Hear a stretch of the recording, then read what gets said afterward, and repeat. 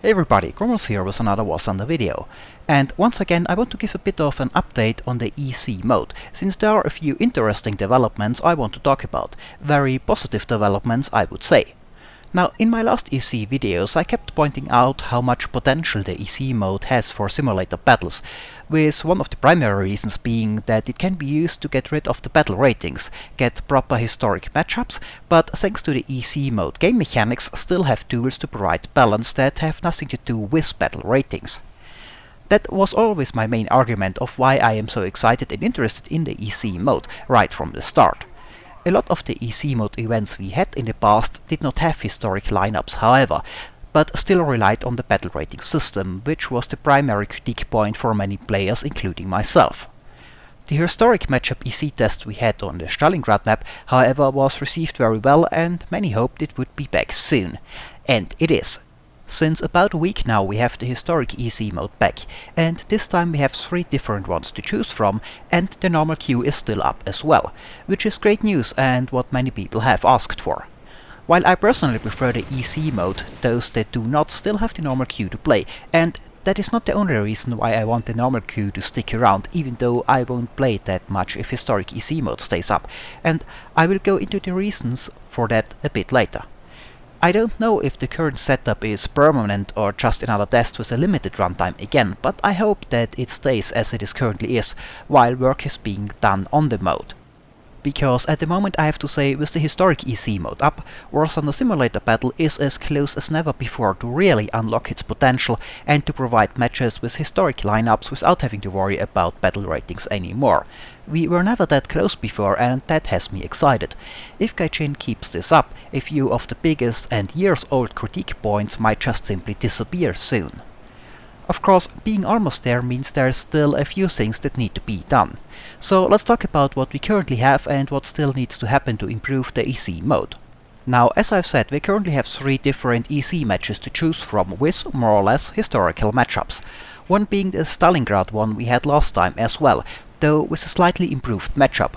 The lineup was of course initially taken from the Stalingrad historic event we had in the past, and one of the problems it had was that it had the Bf-109 G2 in it, which with the late engine settings it is running in War Thunder, which are from 1943, simply did not take part in the Battle of Stalingrad, so the Bf-109 G2 was removed, as many had requested. Then we got the Kalin Gol event for some low-tier action with biplanes, Ki-27s and early I-16s. And the third one is the Ruhr event with Germany vs UK and the US. As with the initial Stalingrad event, the lineups of Kalkin Gol and Ruhr are taken over from events we had in the past and are not yet adjusted, so there are a few weak points in the lineup, with some planes that should not be there being in the lineup and the US side missing its new P-38s that were introduced in 1.53 for example.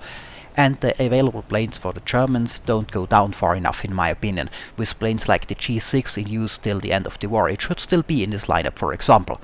But I hope those weak points in the lineup will get adjusted, just like the Stalingrad lineup got adjusted from the last time it was on. And of course the normal queue is also still here. So that is nice, an improvement over the previous test. I have a great time with the current historic EC lineups already, even though they are not perfect yet, and in my opinion we are now very close to having a very good first iteration of what I hoped the EC mode would be. With first iteration meaning that there is of course still improvements and additions that need to be added further down the line. But we are extremely close to having a version now that for simulator battles can stay up and be played while the EC mode is slowly improved over time.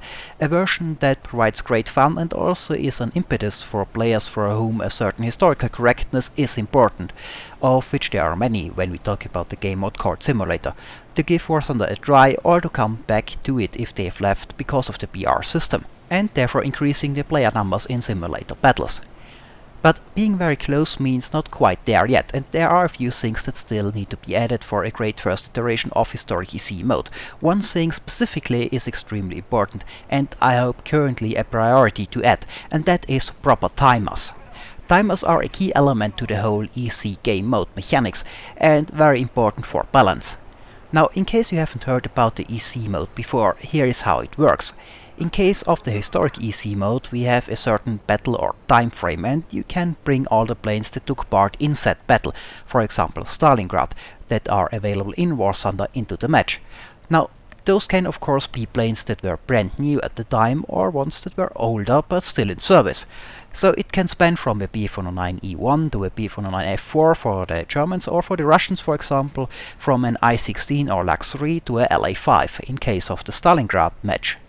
The idea of the EC game mode would be that the weaker planes in this lineup don't have a timer. You can take them right away. Stronger ones have a timer, so you can't take them right away, and when you lose them, the timer resets, so you can't just take them again right away. You're back to weaker ones for now. This prevents the everybody just takes the best plane in the lineup and nobody bothers with the weaker ones problem we saw with historic events in the past.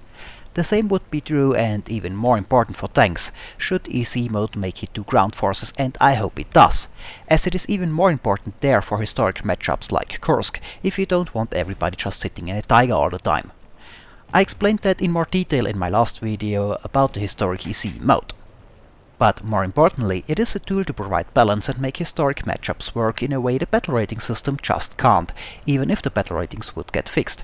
I explained why in detail in a previous video, but to quickly sum it up again, if you have a vehicle in a certain battle or time frame which is stronger than the rest, all the battle rating system can do to balance it out is to move said vehicle up the tech tree, making the matchup very unrealistic, like you can see in War Thunder in a normal queue, but also in games like World of Tanks that use a similar system. However, with the EC mode, the timer and also some other factors can be used as a tool for balancing instead. Stronger vehicles simply get a longer timer and are therefore more rare, so those timers are a very important part of the EC game mode. Currently, with the EC mode, they are still determined by the battle rating system though, it seems, which does not work. It works better in a historic matchup than the battle rating based one, since we at least have proper lineups of planes that took part in a battle, so you don't have late B-47Ds from 1944 as main opponents for early A6M20s from 1940, as is the case with the battle rating system. But the battle rating based timers of course still don't mix with the historic matchups. For example, in the Stalingrad matchup, you can, on the Soviet side, use all the planes that took part in the battle, from I-16s or LAX-3s to the LA-5. However, none of them have timers at all, not even the LA-5, because the battle ratings are so low compared to the top planes on the German side, which is the Bf-109F4. Now, don't get me wrong, I consider the Bf-109F4 to be the best plane in this lineup, and it should have a longer timer than an LA-5 as a result. But the LA-5 is a very good plane too. LA-5s are among my favorite planes and should have a timer too, though slightly shorter than that of a Bf-109F4, so that there's a progression from LAX-3s to I-16s to better planes like the LA-5, and you can't just take LA-5s again and again and again. Same on the other side, of course, with a progression from planes like Bf-109E1s and Bf-110s as weaker fighters to stronger ones like the Bf-109F4 or the Italian MC-202, which is one of the strongest planes in the lineup, yet has one of the lowest battle ratings. So again, the battle rating based timers just don't work, as one of the strongest planes in the matchup doesn't have one. So getting those timers right is in my opinion currently the biggest issue that needs to be addressed. The timers need to be set to properly represent the combat worth of a plane or tank, should we get EC mode for tanks, within the match. Of course, depending on what battle or what time frame and what opposition it faces, a vehicle's timer might be higher or lower. A Bf-109E3 might have a very long timer in a lineup that represents, for example, the first days or weeks of the war in 1939. Or the same plane has no timer at all in a lineup that represents a battle in 1943, 4 years later. The time the battle takes place is not all though. What planes the opposing side has available might also factor into it. The timer for said Bf-109E3 might be different depending on if the battle takes place on the eastern or western front, even if they are at the same time. So that is a process that is very hard to automate. I think the timer will have to be set manually by the mission designer or whoever is responsible for creating the lineups and events on an individual basis.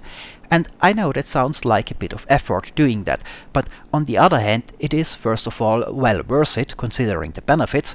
After all, I still think that the historic EC mode can be the most important thing that happened to Simulator Battle mode, or even War Thunder in general, pretty much since I started playing this game, and have a massively positive influence on the player numbers. In short, it's important enough to go through the effort. And secondly, it is not that we expect 20 new EC mode lineups till tomorrow. Those things can be added over time. Right now we have only 3. I guess the hardest thing would be to code the possibility into the game mode for the mission designer to set the timers for all vehicles manually, as I don't know if that possibility exists at the moment. But when that is done, doing so should not be that big of a problem for only 3 different lineups as we have now. Now, in the short time, I would like to see one more, a Pacific lineup with Japan versus US and or UK, as this is what we are currently still missing, and then have a bit of a rotation so that we don't have too many at the same time. Then I think we have a nice selection to start with, and new lineups can be added over time, every few weeks for example, which would give the mission designer more than enough time to properly set the plane set for it as well as figure out the timers for it. As for the lineups that should be added, I think a part of them should represent historical battles, like the 3 we have right now. But I think we also should have some that represent a time frame, for example simply Western Front from 1940 to 1942, with all the planes that were in service at the time. Most of them should be historical, but I think 2 or 3 semi-historical alternate history lineups would eventually be necessary as well.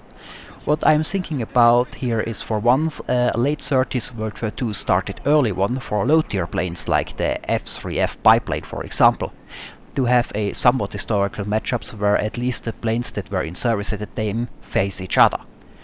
Similar, I would like one 1946 to about 48 extended World War II one for planes that were too late to saw action in World War II, for example the Bearcat or the Sea Fury. And then of course a 50s Cold War gone hot NATO versus Eastern Bloc one, so we got one lineup for those nice new jets we're getting but almost never get a chance to play in simulator battle. Now, of course not everyone likes those alternate history lineups, understandable, I prefer proper historic ones most of the time as well. But that's the nice thing about the current setup, if it stays as it is now, with 3 historic EC lineups and the normal queue, you always have a choice. If you have a rotation of 3 different historic EC mode lineups as well as the queue, even if one of the lineups is say a alternate history Cold War one, chances are the other 2 are proper historic World War II lineups. There should always be something for everyone all the time. And as I've said, there is not that much to do anymore to have this kind of initial implementation of that rotation with EC mode. The timers need to be set properly, and the effect of this timer on points gained for your team should be increased, meaning if you fly a weaker plane you should get more points towards your team's victory points than in a stronger one as a further balancing tool. And the lineup needs to be improved so that they are historical. As I've mentioned, in a raw lineup for example the P-38 Lightnings should be added, and some planes that never entered service, like the 190 T-13, should not be there. It's a historical matchup, so there is no place for prototypes. Which brings me to why I think the normal queue should stay up, even though I prefer the historical EC mode. Because some might argue, when you don't have prototypes in a historical EC mode, where do you play them? Well, in case of the 190 T-13 specifically, the already mentioned extended World War II lineup would be one option, but that does not work for all of them.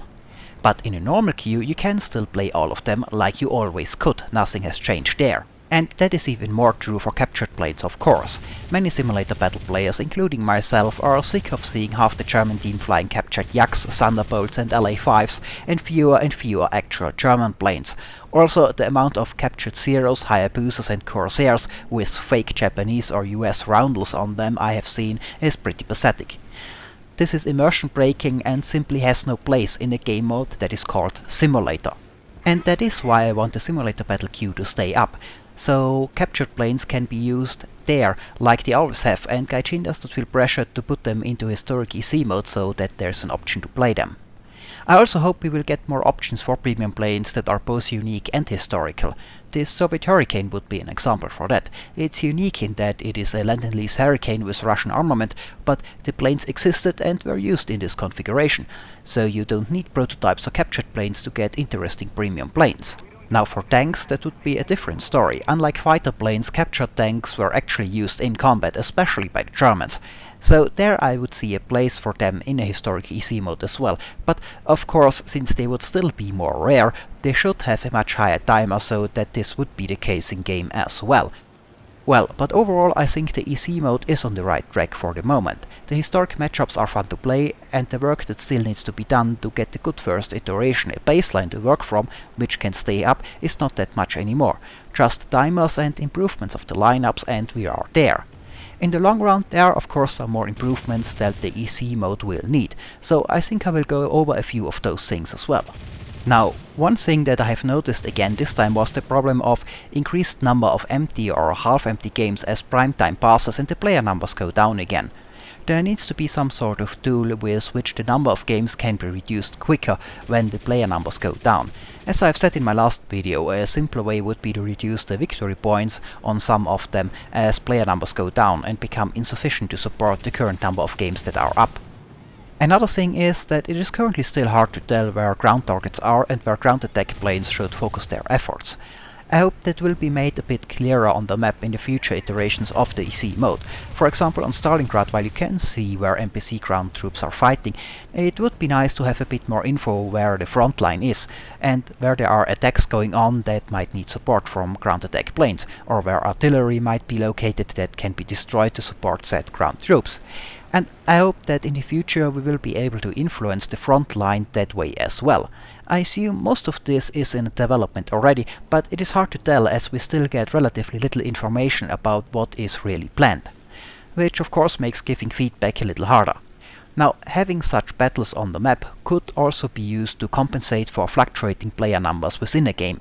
For example, let's say in a full game we have multiple attacks going on across the Volga, let's say 5 spaced out the entire length of the map on Stalingrad, which all need support from their side in order to succeed and move the front line in one direction or another to gain points as a result. With smaller player numbers maybe that can then be reduced to just 3 or 2 such attacks to focus the fewer players a bit more, with the other attacks entering a stalemate and not showing up on the map as needing support anymore. I think after the proper introduction of timers and the improvement of plane lineups, this should be the next thing to be a big focus for the EC mode, to introduce more objectives and missions and make them clearer for the players, as well as eventually introduce a real dynamic front line the players can influence with their actions. Again, I'm assuming that most of this is planned already though. Anyway, other than the reintroduction of the historic EC mode with 3 different ones to choose from, which is great, there's not that much difference to previous EC mode iterations as of yet, so not that much to give feedback about just yet as well. But anyway, the historic EC mode is lots of fun, and after slamming the BR-based one a bit the last time, for good reason in my opinion, I also wanted to make a video about this new historic iteration to say, yes, this is fun and this is the way forward for the Simulator Battle EC mode, and it's almost there. Just keep going in that direction and this might well make War Thunder Simulator Battle what so many have hoped it would be since years and bring lots of players back playing it. And by the way, if you are one of those that left because of the battle rating problems and the like, I would suggest to maybe take another look at it with the historic EC mode. It's not perfect yet, as I've said, but with 3 different lineups to choose from and the normal queue still up as well, I guess there's something for everyone's liking, or so I hope. And for me, as well as some of the friends I play with, this is the best version of War Thunder Sim air battles we had yet. So, as you can tell, I am excited about it and I hope the development keeps going in this direction, because it's almost there now. And I hope I can bring you some more videos from the EC mode soon, and take a look at a few planes I did not cover in Simulator Battles so far because of the battle rating shenanigans. Like, I would love to make a video about the Bf-110 or the MC-202, but the extremely low battle ratings of those planes prevent me from doing so. Historic EC mode fixes this problem. Well, till then, this is it for this video. As always, I hope it was informative, thanks for watching, and maybe I'll see you next time.